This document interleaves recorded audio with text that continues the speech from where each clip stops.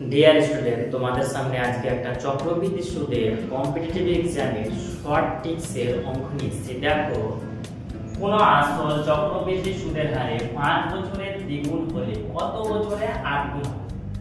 তো এই অঙ্কটা শর্ট টিক্সে করব। দেখো, এই লাইনে আছে, দেখো 5 বছরের দ্বিগুণ, তাহলে কোন টাকা ধরি 1 টাকা, সেটা কত দ্বিগুণ, অর্থাৎ 2 টাকা হয়েছে কত বছরে? 5 বছর।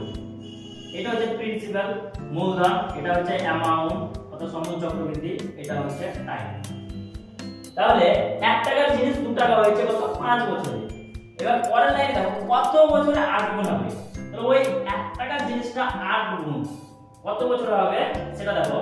যেহেতু 2 এর পাওয়ার দেখো 1 আছে, এইটা তো 2 এর 8টাকে আমরা 2 এর পাওয়ারের আকারে লিখে দেব। তাহলে 2 এর পাওয়ার কত হবে? 3।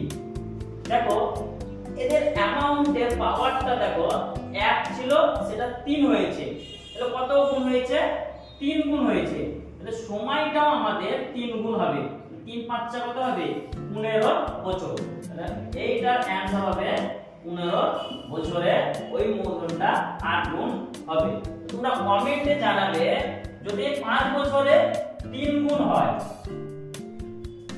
আর কত বছরে 27 গুণ হবে, এটা তোমরা কমেন্টে জানাবে।